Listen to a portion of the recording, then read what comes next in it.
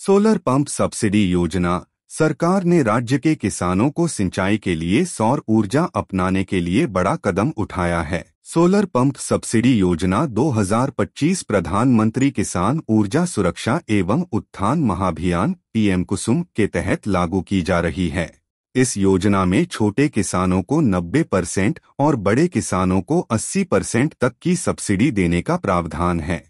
इसका लक्ष्य है खेती की लागत कम करना और किसानों की आय बढ़ाना। सोलर पंप सब्सिडी योजना का स्वरूप। नई योजना की सबसे बड़ी खासियत यह है कि सब्सिडी की राशि सीधे किसानों के बैंक खाते में डीबीटी डायरेक्ट बेनिफिट ट्रांसफर के माध्यम से जाएगी। पहले किसानों को पंप की कुल लागत का लगभग 40% अग्रिम भुगतान करना पड़ता था। अब छोटे किसानों को केवल 10% और बड़े किसानों को 20% लागत वहन करनी होगी। शेष राशि सरकार सीधे सब्सिडी के रूप में वहन करेगी। किसानों की आय में वृद्धि का लक्ष्य। सौर पंप के इस्तेमाल से डीजल और बिजली की खपत कम होगी, जिससे सिंचाई पर आने वाला खर्च घटेगा। यह तकनीक पर्यावरण के अनुकूल है और प्रदूषण को कम करने में मदद करेगी। सरकार का दावा है कि इस कदम से किसानों की बचत बढ़ेगी और वे उस बचत को अन्य कृषि या व्यावसायिक गतिविधियों में निवेश कर पाएंगे। नई सब्सिडी दरें लागू होने के बाद फिलहाल इस योजना के तहत अधिकतम 60% तक सब्सिडी मिल रही है।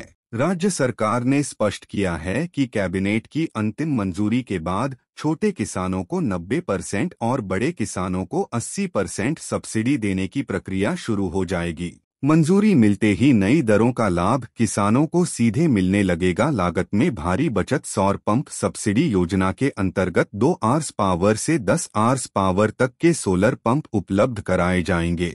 उदाहरण के तौर पर 2 आर्स पावर के पंप की कीमत लगभग 1.80 लाख रुपए है, जिसमें छोटे किसान को सिर्फ 18,000 रुपए देने होंगे। वहीं 5 आर्स पावर पंप जिसकी कीमत करीब 4.80 लाख रुपए है, उसके लिए किसान को केवल 48,000 रुपए का योगदान करना होगा।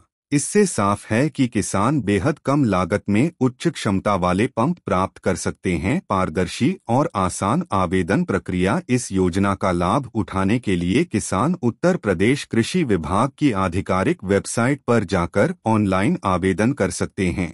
आवेदन से पहले खेत में नलकूप होना अनिवार्य है। चयन पूरी तरह पारदर्शी होगा और पहले आओ पहले पाओ के आधार पर किया जाएगा। यदि आवेदनों की संख्या ज्यादा हो जाती है तो अंतिम चयन लॉटरी प्रणाली से किया जाएगा।